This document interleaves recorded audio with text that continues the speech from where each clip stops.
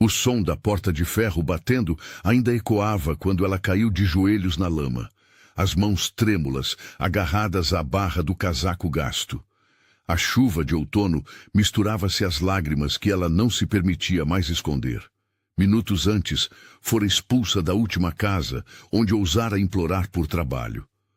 Uma viúva sem dote não passa de um fardo, dissera a senhora, antes de ordenar que os criados a lançassem à rua como lixo velho. Ali, no frio cortante, Helena compreendeu que chegara ao fundo do poço. Não tinha pão, não tinha teto, não tinha nome que valesse alguma coisa. Apenas dignidade. E até essa parecia escorrer pelo chão enlameado. A água gelada penetrava o tecido ralo de seu vestido negro. Aquele mesmo vestido de luto que vestira no funeral do marido há 3 anos. 3 anos de viuvez, 3 anos de portas fechadas, 3 anos de olhares que a julgavam como se a tragédia fosse culpa sua. O vento cortante de outubro arrancava folhas mortas das árvores e as jogava contra seu rosto, como se até a natureza conspirasse para lembrá-la de sua insignificância. Helena ergueu os olhos para o céu plúmbeo. Não havia estrelas, não havia lua, apenas a escuridão espessa que parecia sugar toda a esperança. Suas unhas cravaram-se na palma das mãos, a dor física servindo de âncora para não se perder completamente no desespero. Quantas vezes suplicara, quantas portas batera, quantas promessas fizera de trabalhar sem descanso, sem reclamação, sem exigências. Tenho mãos hábeis, repetira em cada mansão. Sei cuidar de crianças, preparar refeições, costurar, limpar. Mas a resposta era sempre a mesma. Um olhar de desdém, um gesto impaciente, a porta fechando-se antes mesmo que terminasse de falar. Algumas vezes nem chegavam a abrir. Bastava que vissem seu vestido desbotado, sua aparência franzina, a cicatriz fina que cortava sua sobrancelha esquerda, lembrança de um acidente de infância, para decidirem que ela não merecia sequer consideração. A marquise da taverna oferecia pouco abrigo. A chuva entrava pelas laterais, criando poças que refletiam a luz fraca dos lampiões da rua. Helena abraçou os joelhos, tentando conservar o pouco calor que restava em seu corpo trêmulo. O estômago contraía-se dolorosamente. Não comia desde a véspera, quando conseguira um pedaço de pão duro que uma cozinheira piedosa lhe dera pelos fundos de uma casa de chá. Fechou os olhos e viu o rosto do marido. Thomas, soldado raso, homem honesto que morrera numa batalha esquecida, numa terra distante. Não deixara pensão, não deixara herança. Apenas uma viúva de 24 anos, que o mundo considerava velha demais para recomeçar e jovem demais para merecer respeito. Viúvas jovens eram suspeitas, viúvas pobres eram invisíveis, viúvas jovens e pobres eram nada. Bondade não paga aluguel, sussurrou para si mesma, repetindo as palavras amargas que ouvira de uma antiga patroa. Era verdade. De que adiantava ter coração íntegro se ninguém olhava para o coração? De que servia a disposição para trabalhar se ninguém lhe dava a chance? O mundo queria documentos, referências, dotes, conexões. E ela não tinha nada disso. O som de rodas sobre paralelepípedos molhados cortou seus pensamentos. Um coche negro, lustroso mesmo sob a chuva, aproximou-se devagar. Os cavalos eram magníficos, suas crinas negras brilhando sob a luz dos lampiões. O brasão na porta do coche exibia um leão rampante e uma coroa ducal, um símbolo de poder que Helena reconheceu imediatamente. Sua respiração falhou. O veículo parou diante dela. Um lacaio de libré impecável desceu, segurando um guarda-chuva de cabo prateado. Seus olhos percorreram Helena da cabeça aos pés, uma avaliação fria e profissional que a fez encolher-se ainda mais. Ele não disfarçou o desdém.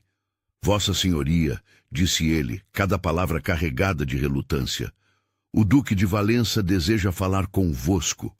Helena piscou, certa de ter ouvido errado. Um duque? Com ela? A situação era tão absurda que um riso histérico subiu por sua garganta.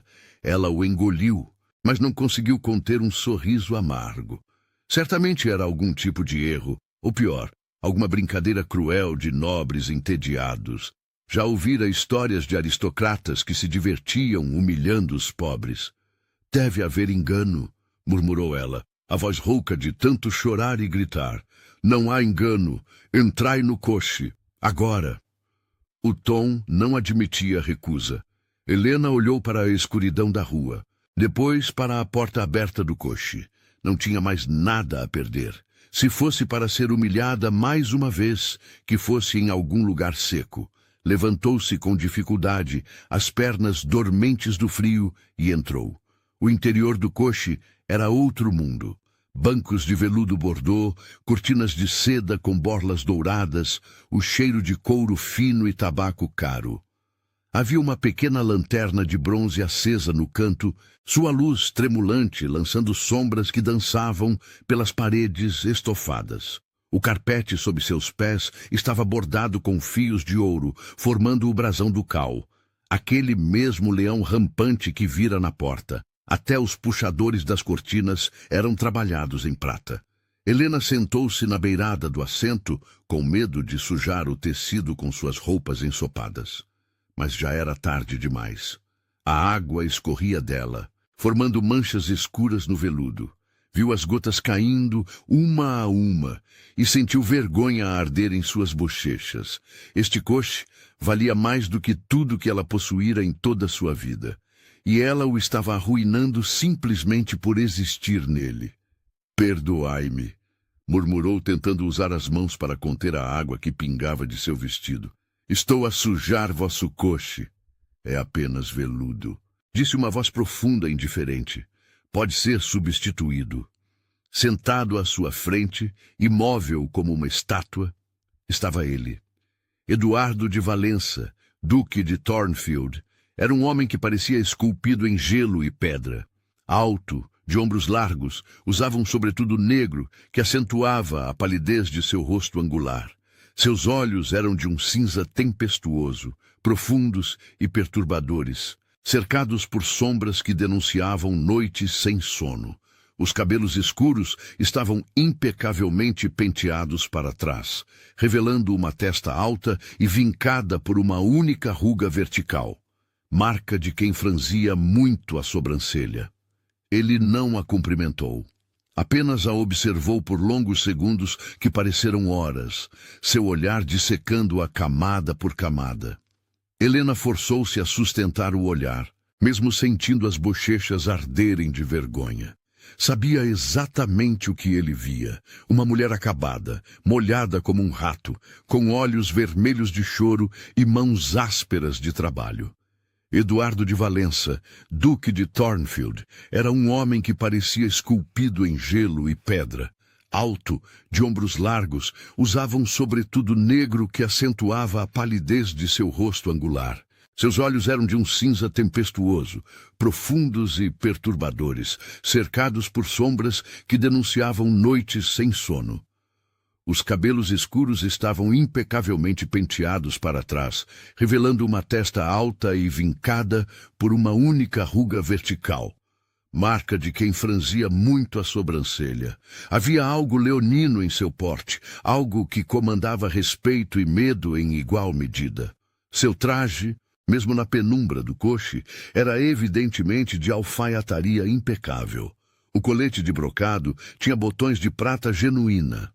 O relógio de bolso pendurado por uma corrente de ouro brilhava discretamente. Até suas luvas eram de couro tão macio que pareciam segunda pele. Tudo nele gritava poder, riqueza, distância. Ele não a cumprimentou. Apenas a observou por longos segundos que pareceram horas, seu olhar dissecando-a camada por camada. Não era um olhar de desejo ou curiosidade. Era avaliação pura, como se ela fosse um cavalo no mercado ou uma propriedade à venda. Helena forçou-se a sustentar o olhar, mesmo sentindo as bochechas arderem de vergonha. Sabia exatamente o que ele via. Uma mulher acabada, molhada como um rato, com olhos vermelhos de choro e mãos ásperas de trabalho. Uma mulher sem valor algum. O silêncio se estendeu. Lá fora, o coche começou a se mover, o balanço suave, quase hipnótico. A chuva tamborilava no teto, criando um ritmo constante que apenas acentuava a tensão dentro do veículo. Helena podia ouvir sua própria respiração, rápida e superficial.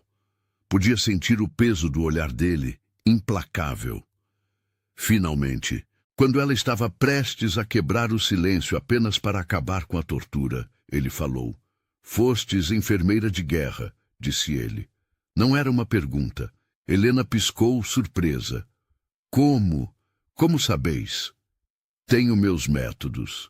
Ele cruzou as mãos sobre o cabo da bengala, que Helena só agora notara. Ébano entalhado com prata. Vosso marido, Thomas Barrows, soldado raso do 3º Regimento, morreu em Waterloo. Vós o acompanhastes até Bruxelas, e quando a guerra chegou, vos oferecestes como enfermeira no hospital de campanha improvisado.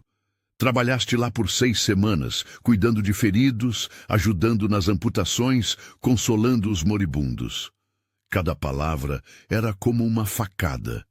Helena sentiu lágrimas ardendo em seus olhos, mas recusou-se a deixá-las cair. "Continuai", disse ela, a voz mal passando de um sussurro.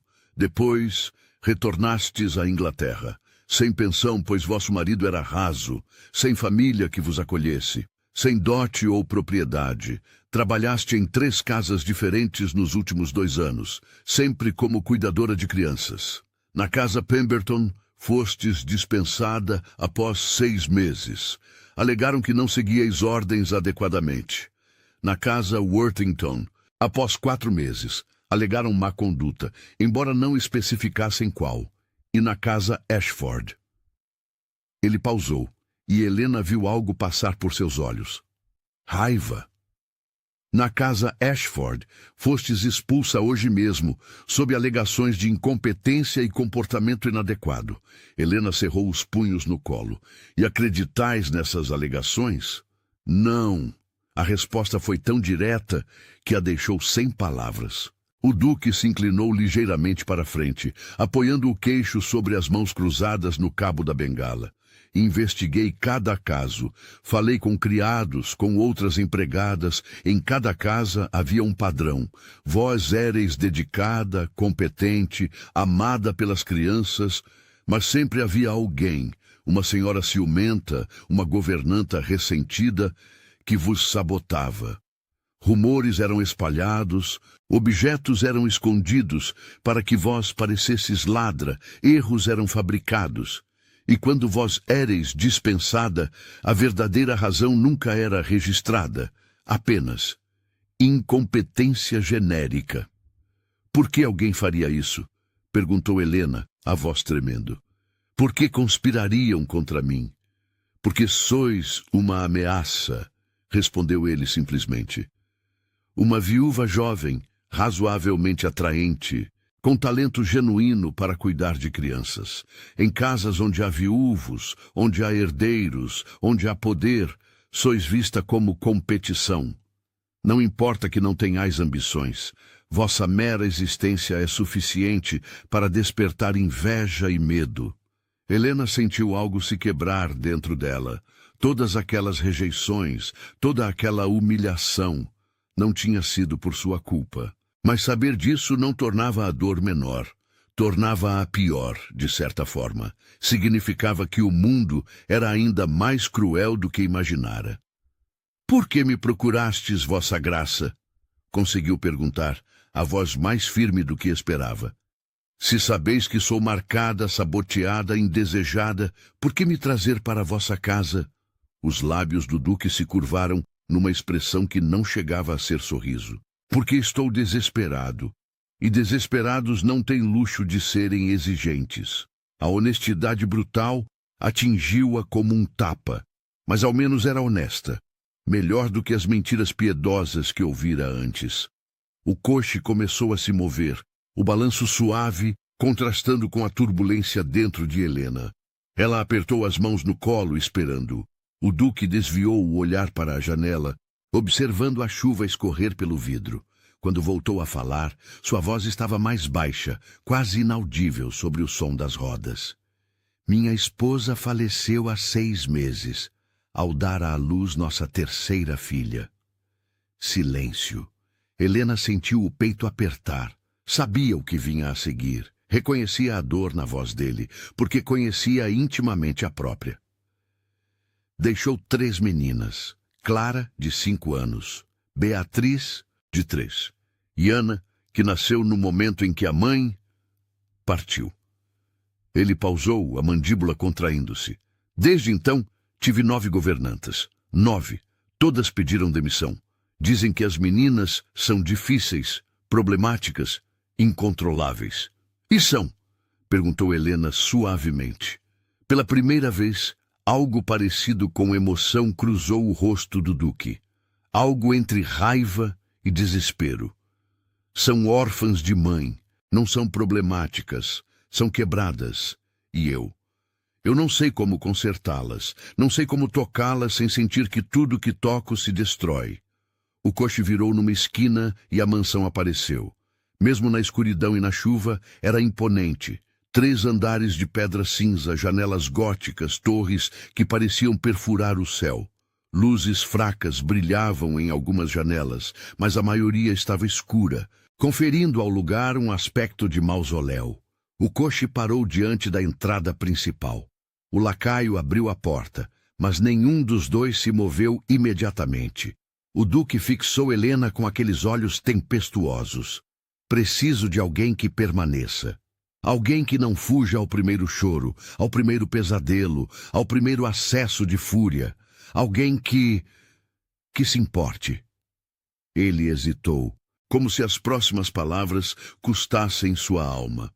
Não posso oferecer afeto fácil. Não sei se ainda sou capaz de afeto, mas ofereço teto, comida abundante, roupas decentes e um salário de 50 libras por ano, em troca.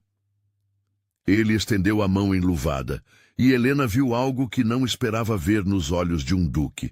Súplica silenciosa. Sede a mãe que minhas filhas perderam. Helena olhou para a mão estendida. 50 libras por ano era mais do que ganhar em toda a sua vida. Mas não era sobre o dinheiro. Nunca fora. Ela olhou para a mansão sombria, para o homem quebrado à sua frente, e sentiu algo se acender em seu peito. Não esperança. Ainda era cedo para isso. Mas propósito. Algo pelo que viver além da mera sobrevivência. Colocou sua mão enlameada sobre a dele. Aceito, vossa graça. Os primeiros dias foram prova de fogo. A criadagem a tratava com desdém mal disfarçado. Afinal, era apenas mais uma governanta, e provavelmente não duraria mais que as anteriores.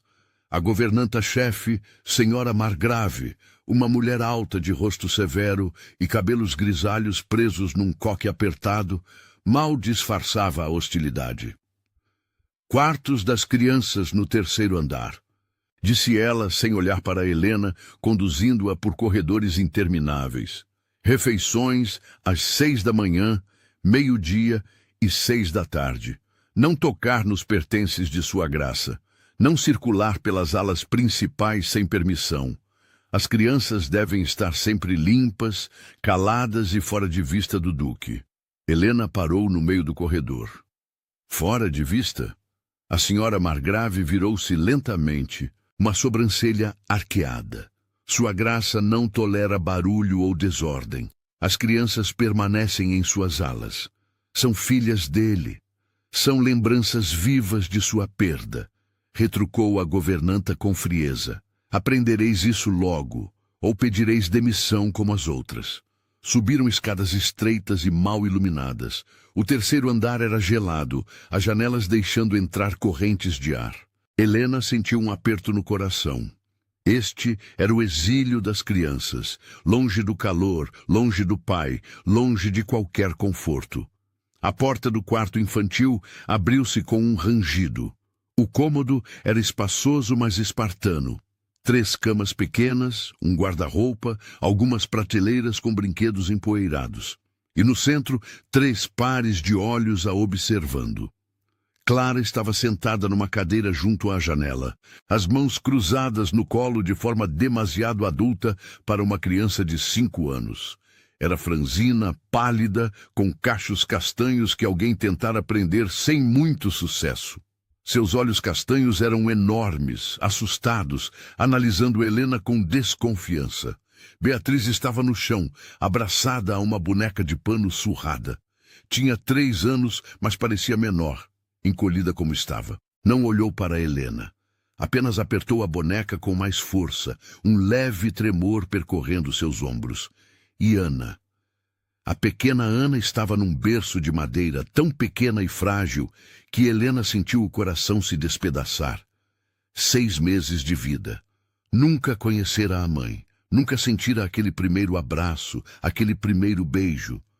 Estava acordada, os olhinhos azuis fixos no teto, sem chorar, sem balbuciar, apenas existindo, como se tivesse desistido de pedir por atenção.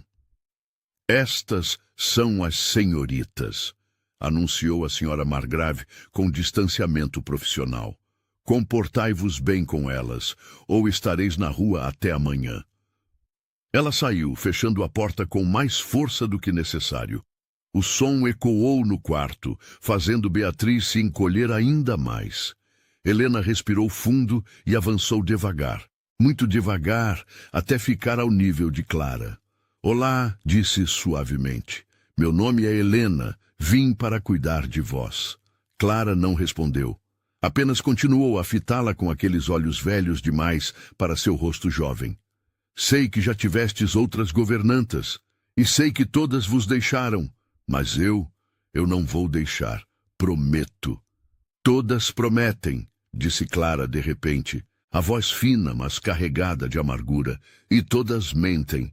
Helena engoliu em seco. Tendes razão, palavras são fáceis, então não vos darei palavras, vou ficar. E cada dia que ficar será prova de que não minto. Ela estendeu a mão, devagar, sem forçar.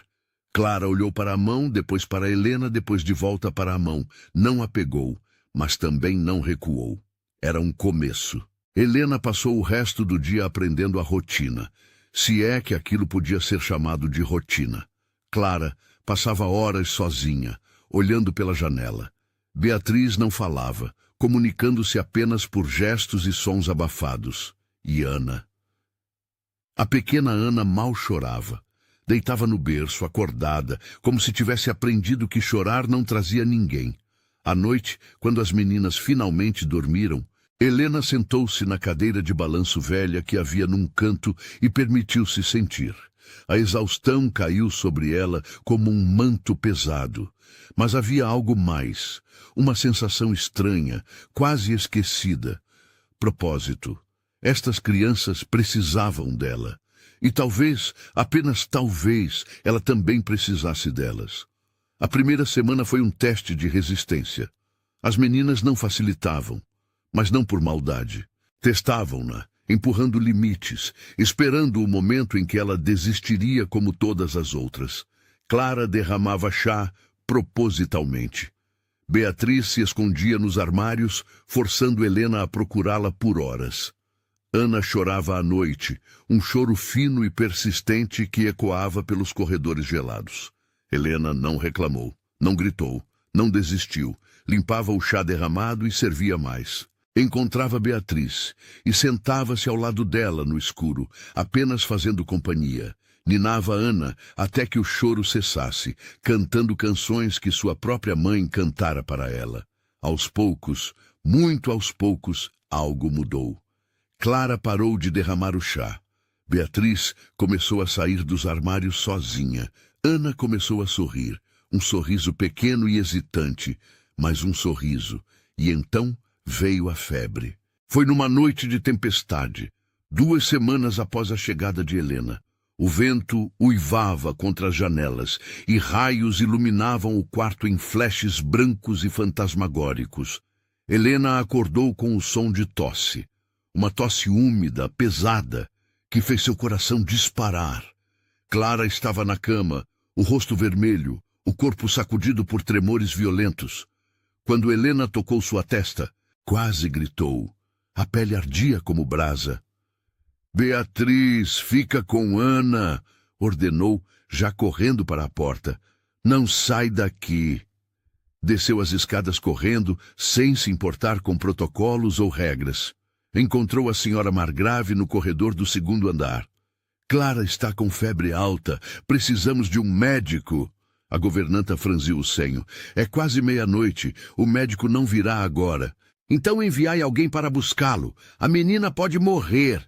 Não fazei escândalo. Febres em crianças são comuns. Ela melhorará com a manhã. Helena sentiu a raiva subir, quente e incontrolável.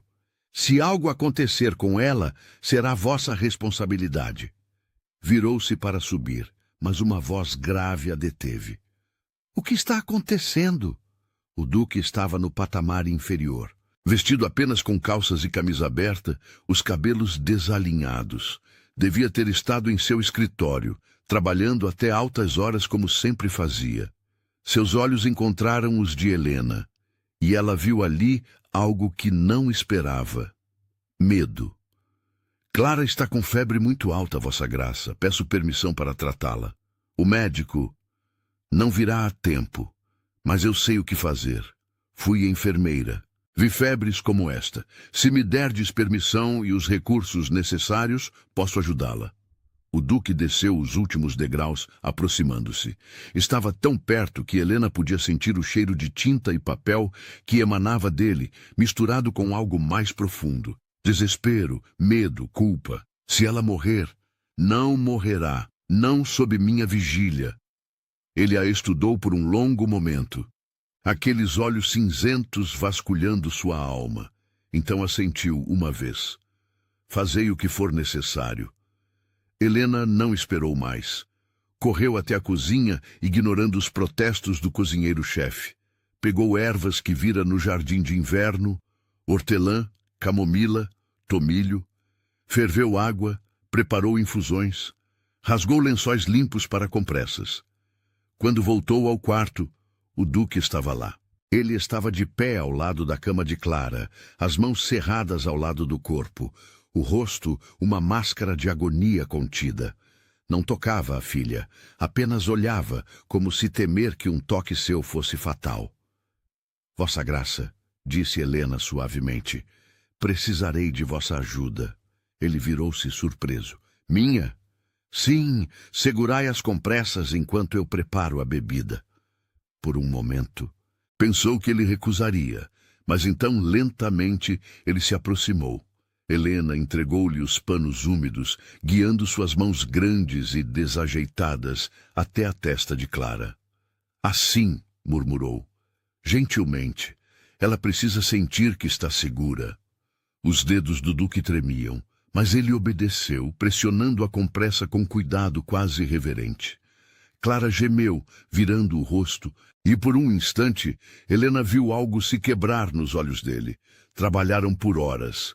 Helena administrava colheradas da infusão, trocava compressas, murmurava palavras de conforto. O duque permaneceu ali, segurando a mão da filha, finalmente tocando-a depois de meses de distância autoimposta. Ao amanhecer, a febre quebrou. Clara abriu os olhos, ainda fracos, ainda confusos. Viu Helena primeiro e tentou sorrir. Depois viu o pai. Papai? Sussurrou a voz rouca. Eduardo de Valença, duque de Thornfield, o homem que governava vastas terras e comandava a respeito de lordes e reis, desmoronou. Lágrimas, lágrimas que ele retivera por meses, finalmente caíram. Ele apertou a mãozinha de Clara contra seu peito e chorou. Helena recuou discretamente, dando-lhes privacidade. Mas antes que saísse completamente, ouviu a voz dele, baixa e quebrada. Obrigado. Ela assentiu, sentindo as próprias lágrimas ameaçarem cair, e fechou a porta suavemente. Depois daquela noite, algo mudou na casa. O Duque começou a visitar o quarto das crianças. No início, apenas por minutos. Entrava, observava de longe, saía. Mas aos poucos, as visitas se estenderam. Helena observava, fascinada, enquanto ele tentava reconstruir pontes queimadas. Era desajeitado, sim. Não sabia como brincar, como conversar com crianças, mas tentava. Uma tarde, encontrou-o sentado no chão com Clara, tentando montar uma casa de bonecas. Suas mãos grandes lutavam com as peças minúsculas, e Clara ria, uma risada genuína, límpida, que ecoava pelo quarto como música. Beatriz ainda não falava com o pai, mas começou a observá-lo, escondida atrás de Helena, os olhos grandes acompanhando cada movimento dele. E Ana. Quando o Duque a pegou no colo pela primeira vez, Helena viu algo extraordinário. A pequena olhou para o pai, seus olhinhos azuis arregalados, e sorriu. Não um sorriso qualquer, mas um sorriso de reconhecimento, de amor instintivo. O Duque abraçou a filha, como se ela fosse feita de vidro, e Helena teve que desviar o olhar da intensidade daquele momento. Mas a casa não era apenas transformação. Havia sussurros. Sempre havia sussurros. Os criados murmuravam sobre a nova governanta que conquistara o coração do Duque. A senhora Margrave lançava olhares de desaprovação sempre que Helena passava. E quando nobres visitavam a mansão para jantares formais, Helena sentia os olhares, curiosos, maliciosos, julgadores. Uma noite, ao servir o chá no salão principal durante uma visita da condessa de Whitmore, Helena ouviu claramente as palavras sussurradas. Uma viúva sem família, sem dote, vivendo sob o mesmo teto que um viúvo rico. Que conveniente. Outra voz, igualmente venenosa. Ouvi que foi dispensada de outras casas. Má conduta, dizem. Helena manteve a cabeça erguida, servindo o chá com mãos firmes, mesmo sentindo o rosto arder. Não olhou para o Duque. Não queria ver se ele também acreditava naquelas mentiras. Mas quando finalmente se retirou, ele a seguiu até o corredor. Ignorai as cobras, disse ele, a voz baixa, mas firme.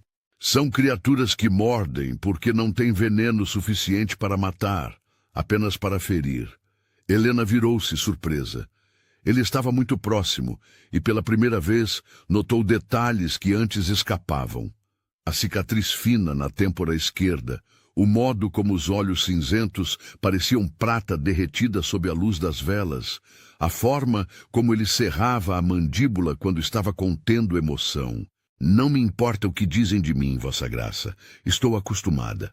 Mas eu me importo, retrucou ele, com uma intensidade que a fez recuar meio passo. Estas mulheres não sabem nada. Não viram o que vós fizestes por minhas filhas. Não viram vossa dedicação, vossa paciência, vosso coração. Ele pausou, parecendo lutar com as palavras. Sois a melhor coisa que aconteceu a esta casa em muito tempo. E então se afastou, deixando Helena sozinha no corredor, o coração batendo descompassado, confusão e algo mais. Algo perigoso, começando a florescer em seu peito. Os meses passaram. O inverno chegou com força total, cobrindo a mansão com neve e gelo. Mas dentro, algo aquecia. As manhãs adquiriram uma rotina reconfortante. Helena acordava antes do amanhecer, quando o mundo ainda estava mergulhado em penumbra azulada. Acendia as velas do quarto das crianças, alimentava a lareira até que as chamas dançassem alegremente, afastando o frio cortante. Então, esperava que elas despertassem, uma por uma. Clara sempre era a primeira. Abria os olhos lentamente, como quem emerge de um sonho profundo, e seu primeiro ato era procurar Helena com o olhar. Estais aqui, murmurava sempre, como se precisasse confirmar que não era ilusão. E Helena sempre respondia, estou, sempre estarei. Era um ritual, pequeno, mas fundamental. A confirmação diária de que desta vez, finalmente, havia alguém que não ia embora. Beatriz acordava em silêncio, observando por longos minutos antes de se mover. Levantava-se sem fazer barulho. Caminhava até Helena descalça sobre o chão de madeira gelado e simplesmente encostava a cabeça em seu colo. Não dizia nada. Ainda lutava com as palavras. Ainda tinha medo de que falar muito fizesse tudo desmoronar. Mas o gesto era suficiente. Helena penteava seus cabelos com dedos gentis, cantarolando baixinho, e sentia o corpo pequeno relaxar contra o seu. E Ana, a bebezinha que crescia surpreendentemente rápido, balbucava em seu berço até que Helena a pegasse. Então ria. Uma risada clara e contagiante que fazia até Clara sorrir. Helena a ninava, sussurrando histórias bobas sobre coelhos e raposas, sobre princesas que salvavam príncipes em vez do contrário, sobre jardins mágicos onde flores cantavam. O café da manhã era servido no quarto infantil. Mingau de aveia com mel, pão fresco com manteiga, leite morno. Helena notara que a senhora Margrave ordenava que apenas as sobras fossem enviadas para o terceiro andar. Então começara a descer a cozinha pessoalmente cada manhã, garantindo que suas meninas tivessem comida quente e abundante. O cozinheiro-chefe inicialmente resistira, mas depois de algumas semanas de determinação silenciosa de Helena, cedera com um resmonar resignado. Durante essas manhãs, aconteciam as pequenas vitórias. Clara começou a fazer perguntas. No início, eram simples. Podemos ter mais mel? Ou, que barulho foi aquele? Mas aos poucos, tornaram-se mais profundas, mais reveladoras do mundo interior que mantivera trancado por tanto tempo. Helena perguntara numa manhã nebulosa de novembro, enquanto observava a chuva escorrer pela janela. Minha mãe. Ela me amava? Helena sentira o coração apertar. Colocara a xícara de chá de lado com cuidado e se ajoelhara ao lado da cadeira de Clara, pegando suas mãozinhas pequenas. Mais do que qualquer coisa no mundo, meu amor. Mais do que o sol ama o céu. Mais do que as estrelas amam a noite. Então, por que ela foi embora? A pergunta era simples, mas carregava um peso impossível. Como explicar morte a uma criança de 5 anos? Como fazer com que compreendesse que o amor não previne a tragédia? Ela não quis ir embora, dissera Helena suavemente. Às vezes, nossos corpos ficam cansados demais para continuar. Não importa o quanto nossos corações desejem ficar. Tua mãe lutou muito, muito forte para ficar contigo. Mas no final, seu corpo não conseguiu mais lutar. Isso não significa que não te amava. Significa apenas que o amor, por mais poderoso que seja, nem sempre pode vencer a morte. Clara processara isso em silêncio por longos minutos. Depois, com aquela franqueza brutal que apenas crianças possuem, perguntara: E tu, vais embora também? Não, não enquanto meu corpo tiver força. Minha mente tiver clareza e meu coração tiver batidas. Prometo-te isso, Clara. Mesmo quando fores adulta, mesmo quando não precisares mais de mim, ainda estarei aqui. Porque o amor que sinto por ti, por Beatriz, por Ana, esse amor não tem fim. E Clara, pela primeira vez desde que Helena chegara, chorara. Não o choro silencioso de tristeza contida, mas soluços altos e liberadores, o tipo de choro que limpa a alma. Helena a abraçara, deixando-a molhar seu vestido com lágrimas que precisavam ser derramadas há meses, e cantara a canção que sua própria mãe cantara quando o mundo parecia desmoronar. Beatriz falou pela primeira vez numa manhã de dezembro. Helena estava penteando seus cabelos quando a menina murmurou, tão baixo que quase passou despercebido: Mamãe. Helena congelou. Seu primeiro instinto foi corrigir: não sou tua mãe. Mas as palavras morreram em sua garganta quando viu o rosto de Beatriz no espelho. A menina não estava confusa. Sabia exatamente o que dizia. E nos seus olhos havia súplica. Posso te chamar assim? Posso ter isso? Lágrimas quentes desceram pelo rosto de Helena sem que ela pudesse impedi-las. Virou a menina para encará-la, segurando aquele rostinho pequeno entre as mãos com toda a ternura do mundo. Sim, meu amor. Sim, podes chamar-me como quiseres. Mamãe, se isso te faz feliz. Helena, se preferires. Ou qualquer outro nome que escolhas. Não importa o título. O que importa é que estou aqui. E te amo como se tivesses vindo de meu próprio ventre. Helena abraçou-a, apertando-a contra o peito. Sim, meu amor, sim. Beatriz agarrou-se a ela com força surpreendente para alguém tão pequeno, suas mãozinhas fechando-se no tecido do vestido de Helena como se temesse ser arrancada. E sussurrou, tão baixinho que era quase inaudível. Também te amo, mamãe. Quando o Duque soube, ficou em silêncio por longos minutos. Helena contara-lhe durante um dos raros momentos em que se encontravam a sós. Ele viera perguntar sobre os progressos das meninas, como fizera hábito nas últimas semanas. Ela esperara ver ciúme, ou talvez tristeza, por sua falecida esposa estar sendo substituída. Mas em vez disso, depois do silêncio, ele sorriu. Não um sorriso cheio, ainda não era capaz disso, mas um começo.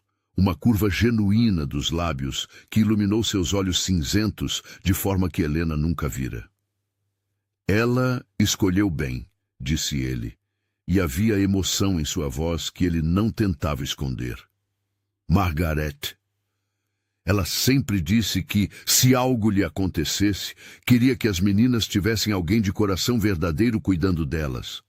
Alguém que as amasse, não por dever ou salário, mas porque não conseguiria não amar. Vós sois essa pessoa, Helena. Sois exatamente quem ela teria escolhido. As refeições se tornaram eventos familiares. O Duque começou a jantar com elas no quarto das crianças, sentado no chão com as filhas, rindo de suas histórias, ouvindo suas preocupações. Helena presidia aqueles momentos com ternura, observando a família se reconstruir peça por peça. Numa dessas noites, Ana deu seus primeiros passos.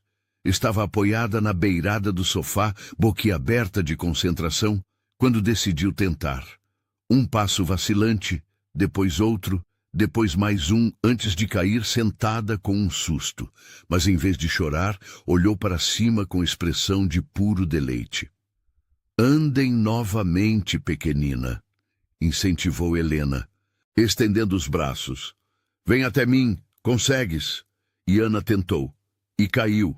E tentou novamente, e na quinta tentativa, cambaleou os 6 passos até os braços de Helena, que a pegou com um grito de alegria. Vistes isso? Vistes? Nossa pequena guerreira caminhou. O Duque estava observando de seu lugar contra a parede, os braços cruzados, mas havia algo molhado brilhando em seus olhos. Quando Ana olhou para ele e estendeu os bracinhos, pedindo silenciosamente para ser pegada, ele não hesitou. Cruzou o quarto em 3 passadas longas e a pegou, girando-a no ar enquanto ela ria alegremente. Minha pequena milagre, murmurou ele contra seus cabelos finos. Minha pequena, brava, linda milagre. Clara e Beatriz juntaram-se, abraçando as pernas do pai, e por um momento, eles eram uma família de verdade, completa, feliz. Helena observava à distância, não querendo intrometer naquele momento íntimo, mas o Duque estendeu uma mão para ela, seus olhos encontrando os dela através do quarto. Vinde, disse ele simplesmente. Vós sois parte disso. Sois o coração disso. E quando ela atravessou o quarto e se juntou ao abraço coletivo, quando sentiu os braços fortes do Duque envolverem todos eles, quando ouviu as risadas das meninas ecoando em seus ouvidos, Helena soube que encontrara seu lar, não no mármore frio ou nos corredores grandiosos, mas ali, naquele círculo de braços e amor e pertencimento. Mas com a proximidade veio o perigo. Helena pegou-se pensando nele fora dos momentos compartilhados. Notava a forma como ele esticava os ombros quando cansado, a ruga que se formava entre suas sobrancelhas quando concentrado, o modo como seus olhos se iluminavam, quase imperceptivelmente, mas iluminavam, quando ela entrava no cômodo. E ele? Ele começou a buscá-la, não apenas sobre as crianças. Pedia sua opinião sobre decisões da propriedade. Compartilhava preocupações sobre os arrendatários. Mostrava-lhe cartas, documentos, como se seu parecer importasse. Vossa perspectiva é valiosa, disse ele uma noite, quando ela questionou por que a consultava. Vedes o mundo de forma diferente, sem as amarras da aristocracia. É refrescante. Estavam na biblioteca, sozinhos. A lareira crepitava, lançando sombras dançantes nas estantes de livros. Neve caía lá fora, silenciosa e hipnótica. Helena deveria ter se retirado. Era tarde, inadequado. Mas ele oferecera um cálice de vinho do Porto, e ela aceitara. Posso fazer-vos uma pergunta pessoal, Vossa Graça? Ele arqueou uma sobrancelha. Eduardo, quando estamos a sós, pode me chamar de Eduardo. O nome soou estranho em sua mente. Íntimo demais, perigoso demais. Eduardo, então, por quê? Por que vos afastastes de vossas filhas após a morte da duquesa? Ele ficou muito quieto. Por um momento ela temeu ter ido longe demais. Mas então ele suspirou, um som profundo e carregado de dor antiga. Porque cada vez que as olhava, via ela. Via o momento em que a perdi. Via minha incapacidade de salvá-la. Ele bebeu um gole longo do vinho. Ana nasceu enquanto Margarete morria. As parteiras tiveram que escolher, salvar a mãe ou a criança. Eu não consegui tomar a decisão. Congelei, e quando finalmente falei, já era tarde. Margarete se fora. A escolha não era vossa para tomar, disse Helena suavemente. Nenhum homem deveria ter que escolher entre a esposa e a filha. Mas eu deveria ter feito algo, qualquer coisa, e em vez disso congelei, como um covarde. Vós não sois covarde, sois humano, e o que fizestes desde então, aproximar-vos de vossas filhas, reconstruir, isso exige mais coragem do que qualquer escolha impossível. Ele olhou para ela, e Helena viu algo mudar naqueles olhos tempestuosos, algo que a fez esquecer como respirar. Como vos tornastes tão sábia? Murmurou ele. Sofrimento, respondeu ela com honestidade brutal. Sofrimento me ensinou. Eles ficaram assim, olhando um para o outro, o ar entre eles carregado de coisas não ditas. Eduardo inclinou-se ligeiramente para a frente, e Helena sentiu o coração disparar. Mas então um relógio deu meia-noite, quebrando o encanto. Ela se levantou rapidamente. Preciso verificar se as meninas estão bem. Saiu antes que ele pudesse responder, antes que fizesse algo irreparável. Mas o destino, ou talvez o passado, não permitiria paz duradoura. A carta chegou numa manhã cinzenta de janeiro. A senhora Margrave entregou-a ao duque durante o café da manhã, e Helena viu o rosto dele se fechar ao ler. Teremos visitas, anunciou ele, a voz gelada. A família Ashford. Chegarão amanhã. Helena não conhecia os Ashford, mas viu a tensão nos ombros do duque. Quem quer que fossem, sua chegada não era bem-vinda. Eles chegaram ao meio-dia, num comboio de 3 coches luxuosos. Lord Richard Ashford, Lady Constance Ashford e sua filha Lady Vivienne Ashford. Lady Constance era uma mulher alta e formidável, com penas no chapéu e olhos calculistas. Lord Richard era rechonchudo e efusivo, com risadas altas demais e maneiras muito familiares. E Vivienne? Vivienne era bonita de forma afiada, cabelos loiros perfeitos, vestido de seda da última moda parisiense, postura impecável. Mas havia algo frio em seus olhos azuis, algo predatório. Eduardo, querido primo, exclamou Lady Constance, beijando o ar próximo às bochechas do duque. Quanto tempo! E vejo que ainda estais de luto tão devotado. Mas é hora de olhar para frente, não concordais? O jantar foi um campo de batalha disfarçado de civilidade. Helena foi instruída a supervisionar as crianças no quarto. A mensagem era clara. Governantas não jantavam com a família, mas as paredes eram finas e vozes altas demais. Perfeitamente aceitável que Vivienne venha viver aqui para ajudar com as crianças, dizia Lady Constance. A pobre querida precisa de uma figura materna adequada. Tem uma, respondeu o duque seco. Uma governanta, Eduardo, não uma mãe de verdade. Vivienne, por outro lado, é de linhagem nobre, seria apropriado. E bem, vós e Vivienne sempre fostes próximos. Helena fechou a janela com força, abafando o resto. Mas o dano estava feito. Seu estômago revirava. Claro que haveria alguém mais adequada. Alguém que pertencia àquele mundo, que sabia como ser duquesa, como ser mãe de nobrezinha. Ela olhou para Clara, Beatriz e Ana, dormindo pacificamente em suas camas, e sentiu o coração se despedaçar. Não vou desistir de vós, sussurrou, mais para si mesma do que para elas. Não importa o que aconteça. Os dias seguintes foram tortura. Vivienne passeava pela mansão como se já fosse dona, organizando mudanças, instruindo criados, até mesmo tentando interagir com as crianças. Clara recuou, assustada. Beatriz se escondeu atrás de Helena. Ana chorou quando Vivienne tentou pegá-la. Crianças difíceis, murmurou Vivienne, desgostosa. Mas nada que disciplina adequada não resolva. Helena mordeu a língua com força para não responder, mas quando Vivienne sugeriu que Ana deveria aprender a se acalmar sozinha e que chorar era manipulação infantil, Helena não conseguiu se conter. Ana é um bebê. Bebês choram. Não é manipulação, é necessidade. Vivienne virou-se lentamente, os olhos estreitando. Perdão, não me recordo de ter pedido vossa opinião, governanta. Não pedistes, mas como sou responsável pelo bem-estar destas crianças, sinto-me obrigada a dar. O ar ficou gelado. Lady Constance, que presenciava a cena, arqueou uma sobrancelha perfeitamente desenhada. Que atrevida! Eduardo deveria ter mais cuidado com quem permite sob seu teto. Minha presença aqui foi aprovada pelo duque. Por ora, disse Vivienne venenosa. Mas as coisas mudam, querida. Especialmente quando se revela a verdadeira natureza das pessoas. Foi uma ameaça velada. Helena a ouviu claramente. Naquela noite, não conseguiu dormir. Andava pelo quarto, inquieta, quando ouviu batidas suaves na porta. Era o duque. Ele estava desalinhado, obviamente perturbado.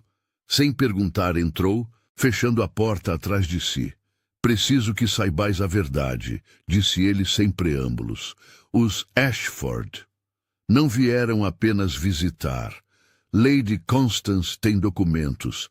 Alegam que Margaret, antes de morrer, expressou desejo de que Vivienne se tornasse tutora das meninas caso algo lhe acontecesse. Helena sentiu o sangue gelar. Isso é mentira. Eu sei. Mas tem testemunhas, assinaturas, fabricadas, tenho certeza, mais convincentes. O que eles querem? Eduardo a encarou e Helena viu raiva genuína brilhando naqueles olhos cinzentos. Querem que eu me case com Vivienne. Querem acesso à fortuna ducal, às propriedades. As crianças são apenas desculpa. E vós? Vós considerais? A pergunta saiu antes que pudesse impedir.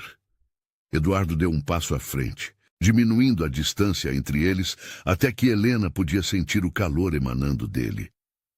Consideraria vender minha alma ao diabo antes de considerar essa farsa de união. Então o que fareis? Lutar. Mas não posso fazê-lo sozinho. Helena.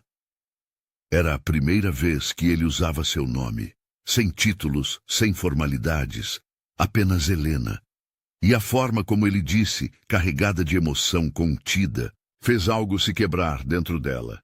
Preciso de vós ao meu lado, como testemunha, como aliada, como a mulher que devolveu vida a esta casa. Ele pegou suas mãos, entrelaçando os dedos de forma quase desesperada. Mas antes que possa pedir-vos isso, há algo que precisais saber. O quê? Encontrei quem vos dispensou das casas anteriores. Investiguei as alegações contra vós. Helena sentiu o estômago afundar. E eram mentiras, todas, coordenadas por Lady Constance. O mundo pareceu inclinar. O quê? Ela queria Vivienne casada comigo desde antes da morte de Margaret. Quando soube que eu estava procurando governanta, sabotou vossas referências, espalhou rumores, garantiu que nenhuma casa vos aceitasse, exceto esta. Ela queria que vós falhasseis aqui também, para que Vivienne pudesse entrar como salvadora. Lágrimas quentes desceram pelo rosto de Helena. Anos de rejeição, de humilhação, de se questionar se realmente valia alguma coisa. Tudo baseado em mentiras. Mas não falhastes, continuou Eduardo, apertando suas mãos. Contra todas as probabilidades, contra toda conspiração, vós triunfastes. E ao fazê-lo, vos tornastes indispensável para minhas filhas, para esta casa, para mim. Helena olhou para ele através das lágrimas. Por quê? Por que me contais isso agora? Porque amanhã confrontarei os Ashford. Revelarei suas mentiras, suas manipulações, mas para isso preciso que permaneçais, não apenas como governanta. Ele hesitou, vulnerável de uma forma que ela nunca vira. Permanecei como família. O coração de Helena parou, então disparou, batendo tão forte que ela temia que ele pudesse ouvir. O que estais dizendo?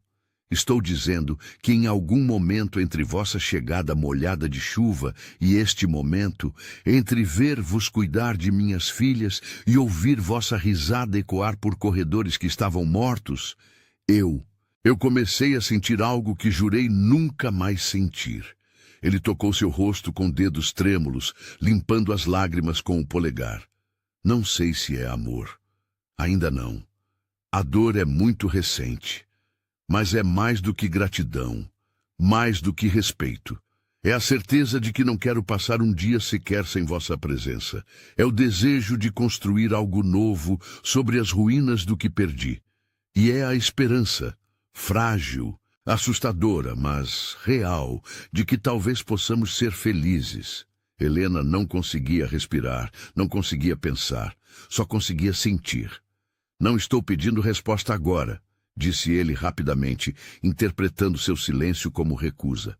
Sei que é precipitado, sei que a diferença social. Sim, ele parou no meio da frase. O quê? Sim, para tudo. Para ficar, para lutar, para construir algo novo. E então, porque palavras não eram suficientes, Helena fez algo que jamais imaginara fazer. Pôs-se na ponta dos pés e beijou-o. Foi um beijo casto, quase infantil em sua inocência. Mas quando Eduardo a puxou para mais perto, quando seus lábios se abriram contra os dela, quando ele suspirou seu nome como prece, nada mais no mundo importou. A batalha com os Ashford foi brutal, mas breve. Eduardo reuniu documentos, convocou advogados, trouxe testemunhas reais, incluindo a parteira que estivera com Margaret nos momentos finais.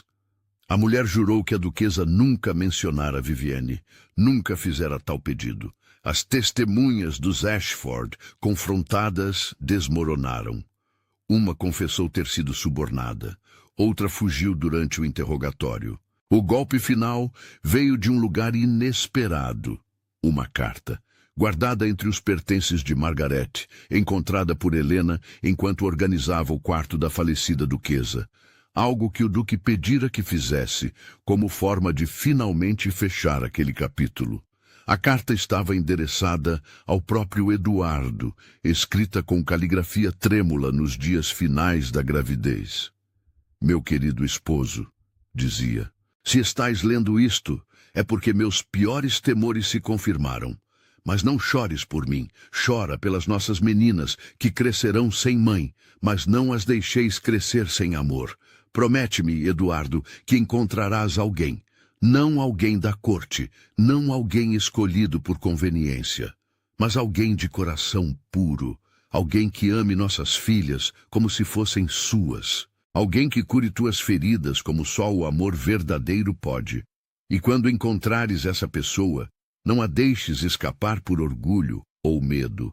A vida é curta demais para desperdiçar a chance de felicidade. Havia mais, mas o essencial estava ali. Uma bênção póstuma, uma permissão para seguir em frente. Eduardo leu a carta em voz alta durante o confronto final com os Ashford. Quando terminou, havia lágrimas em seus olhos, mas também paz. Minha esposa era sábia, disse ele, olhando diretamente para Lady Constance. Ela sabia que o amor verdadeiro não pode ser forçado, comprado ou manipulado, e ela me deu permissão para buscá-lo quando estivesse pronto. Ele estendeu a mão para Helena, que estava de pé ao lado da porta com as 3 meninas. E eu o encontrei. A reação foi imediata. Lady Constance ficou lívida. Vivienne soltou um grito agudo de ultraje. Lord Richard tartamudeou incoerências. Mas Eduardo não recuou. Manteve a mão estendida, e Helena, com o coração batendo forte, avançou. Pegou sua mão diante de todos, criados, nobres, advogados. Helena me foi enviada quando eu mais precisava, continuou o duque, sua voz ecoando pela sala. Não por conspiração ou manipulação, mas por providência. Ela salvou minhas filhas, salvou minha casa e, ouso dizer, salvou a mim. E se alguém nesta sala tem algo contra isso, pode falar agora ou calar-se para sempre. Silêncio. E então, uma voz fina. Clara, que se soltara da mão de Beatriz e correra para o centro da sala. Queremos Helena como nossa mãe, disse ela a voz alta e clara. Ela nos ama.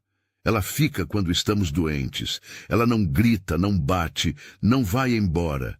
Ela prometeu, e ela nunca mentiu para nós. Beatriz se juntou à irmã, segurando sua mão. Não disse nada. Ainda era difícil para ela falar em público. Mas seu olhar feroz dizia tudo. E Ana, nos braços de Helena, estendeu as mãozinhas para o pai, balbuciando "Papá!" pela primeira vez. Foi a gota d'água. Lady Constance, derrotada e humilhada, reuniu o que restava de dignidade e marchou para fora. Vivienne a seguiu, soluçando dramaticamente. Lord Richard tentou se desculpar, mas o duque o cortou com um olhar glacial. Saí da minha casa, e nunca mais ousai pisar nela. O casamento foi discreto, realizado na capela privada da propriedade com apenas as crianças, alguns criados leais e o pároco local como testemunhas. Helena usava um vestido simples de cetim azul claro, nada elaborado, mas honesto em sua beleza. Eduardo usava o traje formal ducal, mas suas mãos tremiam quando colocou a aliança no dedo dela. Prometo, sussurrou ele, honrar-vos, proteger-vos e amar-vos até meu último suspiro. E eu prometo, respondeu Helena, lágrimas descendo livre, ser vossa companheira, a mãe de vossas filhas e a guardiã de vosso coração, até que a morte nos separe. Quando se beijaram, Clara, Beatriz e Ana aplaudiram. E pela primeira vez em anos, a mansão de Thornfield ecoou com risadas genuínas. A primavera chegara, transformando os jardins numa explosão de cores. Flores que Helena plantara meses antes agora floresciam.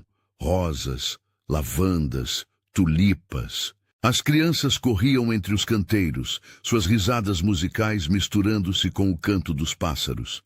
Helena estava sentada no banco de pedra favorito, uma mão repousando sobre a barriga levemente arredondada. 4 meses. Outro bebê a caminho.